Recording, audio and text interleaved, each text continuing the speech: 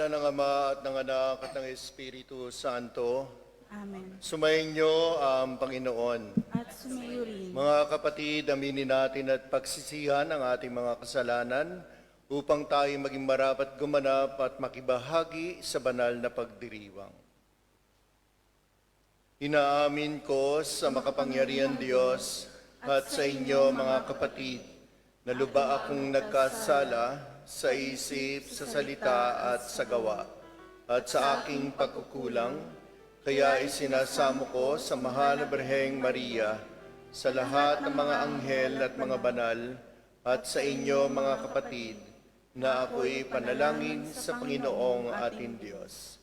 Kawaan tayo na makapangyarihan Diyos, patawarin tayo sa ating mga kasalanan, at patnubayan tayo sa buhay na walang hanggan. Amen.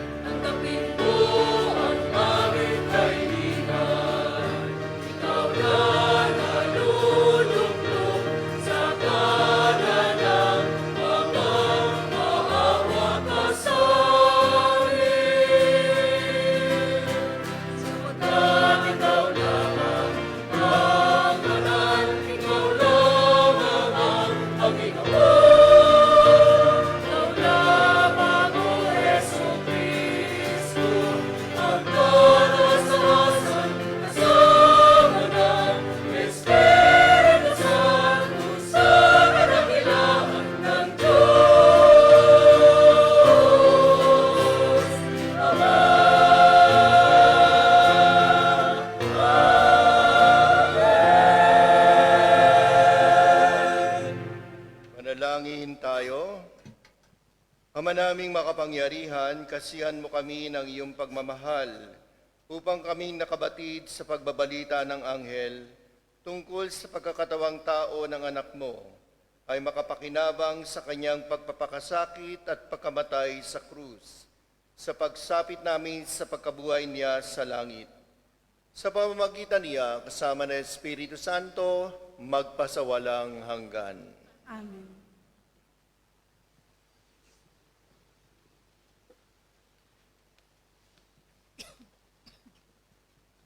Sa unang bahagi ng pagdiriwang, ang pagpapahayag ng salita ng Diyos. Sa unang pagbasa, ipinahahayag ni Propeta Mikas na isisilang ang pastol na hari sa Bethlehem, ang lupang sinilangan ni Haring David. Pagbasa mula sa aklat ni Propeta Mikas. Ito ang sinasabi ng Panginoon. Bethlehem Ephrata, bagamat pinakamaliit ka sa mga angkan ni Huda, ay sa iyo magmumula ang isang maghahari sa Israel. Ang pinagmula ay buhat pa ng una, mula pa noong unang panahon. Kaya nga, ang bayan ng Panginoon ay ibibigay niya sa kamay ng mga kaaway, hanggang sa isilang ng babae ang sanggol na maghahari. Pagkatapos, babalik sa Israel ang nalabi sa bansang ito. Pagdating ng haring yaon, pamamahalaan niya ang Israel sa pamamagitan ng kapangyarihan ng Panginoon. Taglay niya ang kadakilaan ng pangalan ng Panginoon ng kanyang Diyos. At ang Israel ay mamumuhay na ligtas, sapagkat ang haring yaon ay kikilalanin ng buong sanlibutan. Sa kanya magmumula ang kapayapaan natin. Ang salita ng Diyos. Salamat sa Diyos.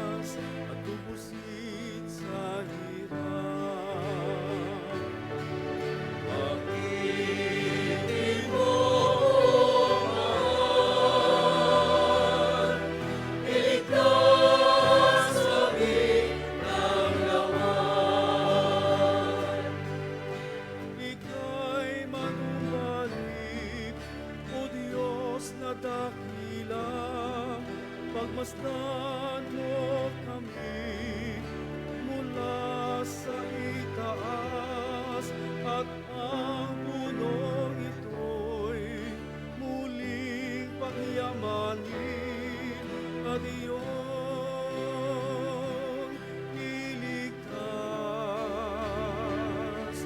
Lumapit ka sana ang puno ng ubas na itinanim mo, ayon iligtas. Yaong punong iyon na pinalago mo't iyong pinalakas. Pag-ibig mo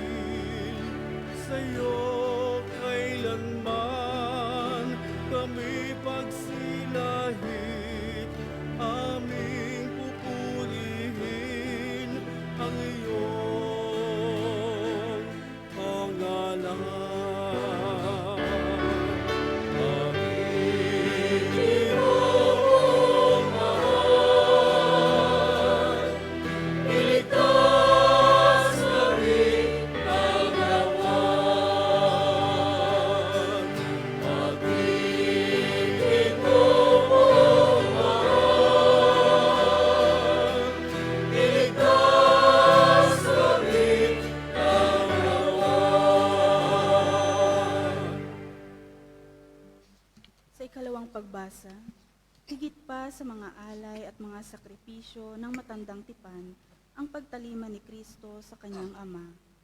Pumarito siya ng may pagtitiwala sa planong pakikipag-isang loob ng Diyos. Pagbasa mula sa sulat sa mga Hebreo.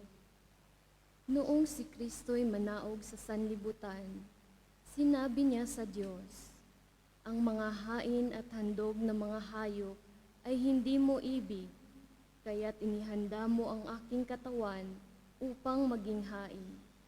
Hindi mo kinalugdan ang mga handog na susunugin at ang mga handog dahil sa kasalanan. Kaya't aking sinabi, narito ako, O Diyos, upang tupdin ang iyong kalooban ayon sa nasusulat sa kasulatan tungkol sa akin." Sinabi muna niya, "Hindi mo inibig o kinalugdan ang mga hain at handog ng mga hayop, mga handog na susunugin at mga handog dahil sa kasalanan. Bagamat ito'y inihahandog ayon sa kautusan, sa kanya sinabi, narito ako upang tupdin ang iyong kalooban." Inalis ng Diyos ang unang handog at pinalitan ng handog ni Kristo. At dahil sa kanyang pagsunod sa kalooban ng Diyos, nilinis tayo ni Hesukristo sa ating mga kasalanan sa pamamagitan ng minsang paghahandog ng kanyang sarili, at iyo'y sapat na. Ang salita ng Diyos. Salamat sa Diyos. Magsitayo po ang lahat sa paggalang sa mabuting balita.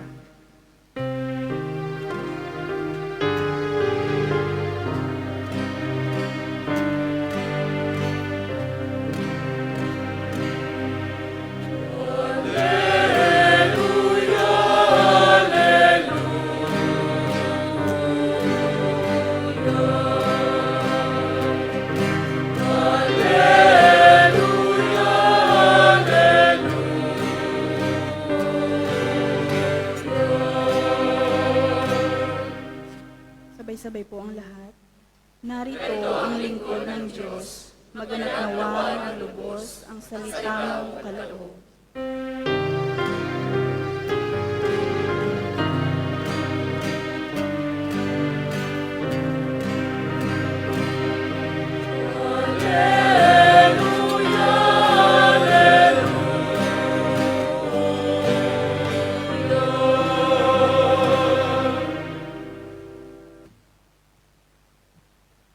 Sumainyo ang Panginoon. At sumayo rin. Ang pagbasa sa mabuting balita ng Panginoon ayon kay San Lucas. Papuri sa iyo, Panginoon. Hindi nagtagal at si Maria ay nagmamadaling pumunta sa isang bayan sa kaburlan ng Huda. Pagdating sa bahay ni Zacarias, binati niya si Elizabeth. Nang marinig ni Elizabeth ang bati ni Maria, naggagalaw ang sanggol sa kanyang tiyan. Napuspos ng Espiritu Santo si Elizabeth at buong galak na sinabi, "Pinagpala ka sa mga babae at pinagpala rin ang dinadala mo sa iyong sinapupunan. Sino ako pang dalawin ng ina ng aking Panginoon? Sapagkat pagkarinig ko ng iyong bati, ay nagagalaw sa tuwa ang sanggol sa aking tiyan. Mapalad ka, sapagkat nanalig kang matutupad ang ipinasabi sa iyo ng Panginoon." Mga kapatid, ang mabuting balita ng Panginoon. Pinupuri ka namin, Panginoong Hesukristo. Magandang umaga sa inyong lahat. Sige, bati ulit sa mga kasama natin ng good morning. So, 4 na simbang gabi na. Ilan na lang? 5. 5 to go. Buhay pa, no? Pero alam na natin yung tradition, no? Medyo kumokonti.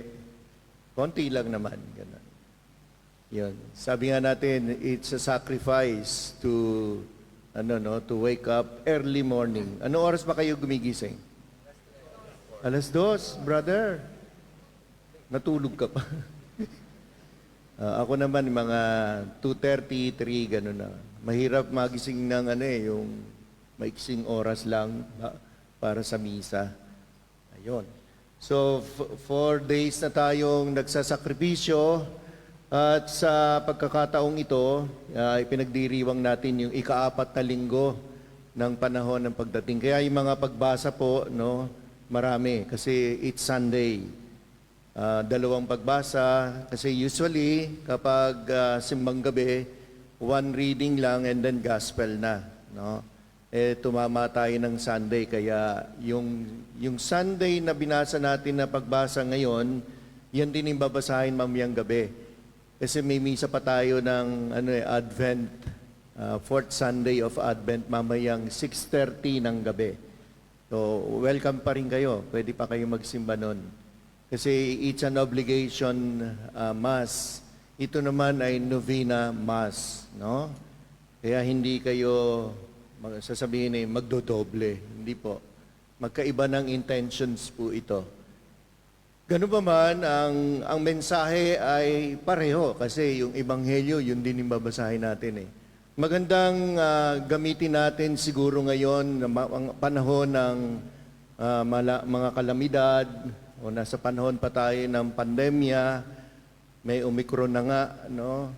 At ito raw ay madaling mag-spread. Siguro gamitin natin yung salita na bagay din sa ebanghelyo ngayon, yung salitang pagdamay. 'Di ba? Yung damay, no? 'Di ba? Ngayon makikita nyo, pag nakita nyo sa Facebook yung kandila, 'di ba? Sabay-sabay tayong bumabate. Condolence, condolence. Sino ba nagpauso niyang kandilang iyan, no? Pero maganda rin naman kasi na-express natin yung pagdamay sa nangungulila, no, na nawala ng minamahal sa buhay. So ito ngayon yung ito ngayon yung dapat nating maramdaman at iparamdam sa ating kapwa. Lalo na ngayon sa Visayas at Mindanao na talagang hinagupit ni Odette. No? Ngayon sa news kagabi, no? At inulit ko nga kaninang madaling araw na humihingi na talaga sila ng tulong. Yung pagdamay ba? Kasi ito yung ginawa ni Maria kay Elizabeth. Kasi yung the mystery of yung visitation, napakagandang bigyan ng ng kahulugan sa ating buhay ngayon. Kasi ano bang ginawa ni Maria? Nung nalaman niya nagdadalang tao siya at si Elizabeth, dinalaw niya at dinamayan ang kanyang pinsan na si Elizabeth. Well, hindi natin natutunghayan to. Gusto kong i-adapt yung sharing ni Bishop David, Ang ganda nung kanyang kwento na meron pala talagang dahilan kung bakit dinalaw ni Maria si Elizabeth. Kasi 'di ba, halos sabay silang nagdalang tao. Si Elizabeth ay medyo may edad na o talagang matanda na. Tapos ang kanyang asawa ay sino asawa ni Elizabeth? Zacarias. Anong kalagay niya? Baog, di ba? So ang palang nangyari ron, nagtago ng ilang buwan sa Elizabeth kasi nga yung iba yung nangyari sa kanya. Matanda na, nagbuntis pa, no? Tapos bigla na lang hindi nakapagsalita yung asawa niya, no? Si Zacarias, napipi. Kaya parang ang doon, pinagpiestahan siya ng mga kapitbahay niya. Bakit ganon? Yung mga marites, no? Tsaka yung mga marisol. No, ganyan, no? Ganyan. Kaya yun yung kanyang dinadalang yung kanyang dinadalang mabigat na problema sa buhay niya. Kaya gano'n na lang yung pagdamay ni Maria sa kanya. Pag pinag-usapan po natin yung damay, hindi lamang siguro yung positive connotations nito. Kagaya sinasabi ko, pag may namatayan, dadamayan mo. kapag may nasalanta, tutulong tayo. Handa na ba kayong tumulong at dumamay? Meron din tong negative connotations yung damay. Di ba pag yung sinabi natin, yung kaibigan mo, di ba BFF kayo, no? Tropang walang ginagawa kundi uminom, no? Tapos nasangkot sa krimen yung BFF mo, yung katagayan mo. Tapos pati ikaw nadamay. So ibig sabihin, yung salitang damay nagagamit talaga rin kahit sa negative na pamumuhay. Di ba pag may sunog, no? Anong nangyayari? Kapag sa amin kasi sa lugar namin, wala kayong madadaanan kapag pumasok kayo sa looban. Siguro maliliit na lang kasi sa dami ng bahay. Kaya kapag may nasunog o nasunugan, sinisisi yung dahil sa iyong kapabayaan, nadamay kami. Ayun. So ito yung paggamit natin sa salitang damay. Pero most probably, dapat gamitin natin ito sa positibong pamamaraan. Kagaya nga ngayon, dito po sa kalagayan natin, sa abroad, kayo ba'y nakahanda laging dumamay sa mga nangangailangan? Sa mga kasama natin sa trabaho, no? Kasama ninyo sa bahay, ika nga. Bakit may mga pagkakataon na may naririnig tayo na depressed si ganito, di ba? May narinig pa nga tayo, nag-suicide si ganyan, no? Nawala ng ulirat si ganyan. Bakit kaya? Ano kaya ang dahilan? Maaari walang dumadamay sa kanila. Maaaring napabayaan natin ang kalagayan ng kapwa natin. Kasi minsan, ganito naman talaga yung ugali natin. Let us accept this, mga kapatid. Pagdating sabihin na natin yung kusang pagtulong, minsan nag-iisip tayo ng 1, 2 beses, 3 beses. Tutulungan ko ba ito o hindi? Minsan may iniisip tayo, pag tinutulungan ko itong taong ito, parang namimihasa. Parang gano'n, meron tayong gano'ng ugali. Parang abuso na, ika nga. Pero pagdating sa pagtulong at pagdamay, hindi natin dapat isipin sa kapwa yun. Kung inaabuso ka o sumosobra na siya. Kasi ang pagtulong at pagdamay, iyan ay isa sa mga ugali ng Kristiyano. Gaya nga na ipinakita ni Maria kay Elizabeth.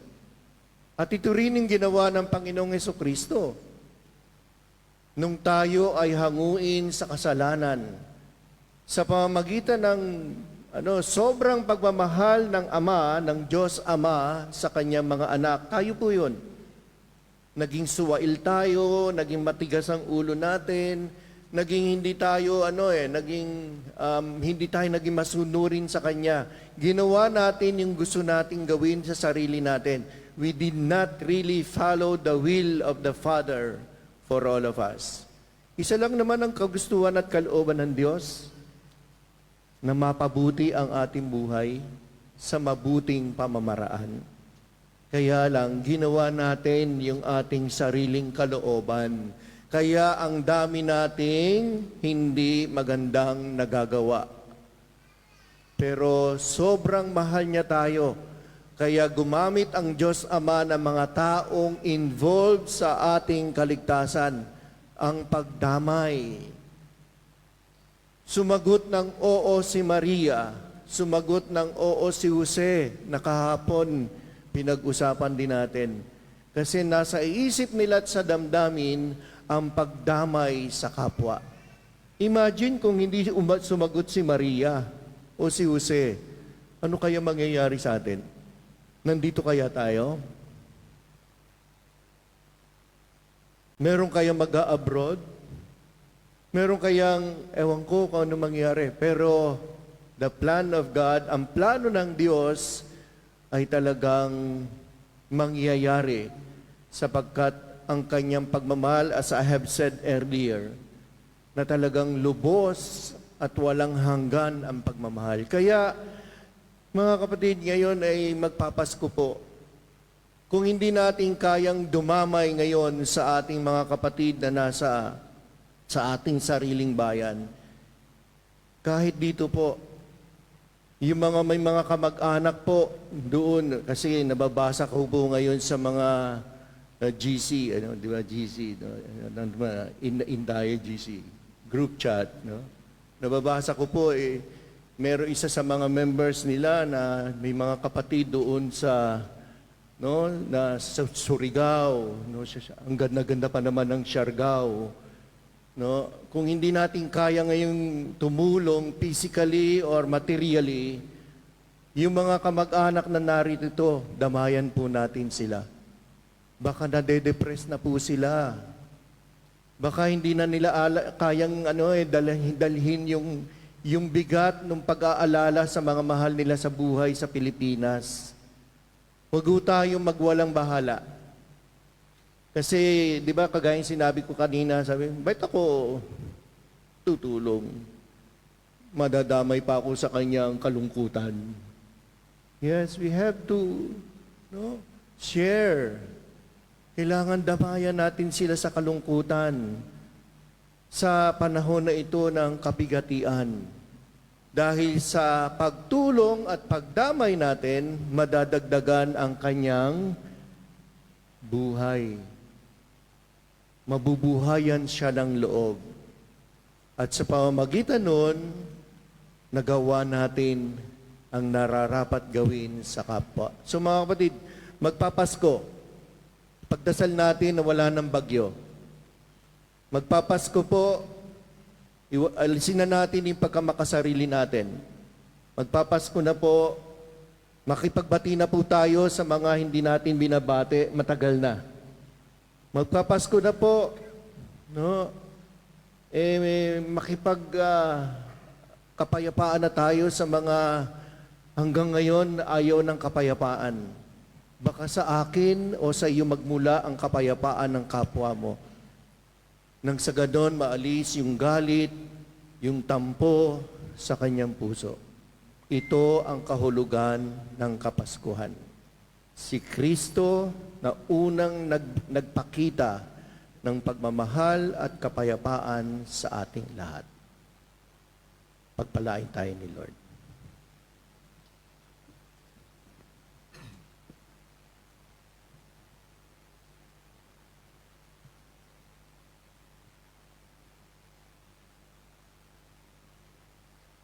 Tumayo po tayo, sabay-sabay nating ipahayag ang ating pananampalataya. Sumasampalataya ako sa Diyos sa mga makapangyarihan sa lahat na may gawa ng langit at lupa. Sumasampalataya ako kay Kristo, iisang anak ng Diyos, Panginoon nating lahat. Nagkatawang tao siya, lalang na Espiritu Santo.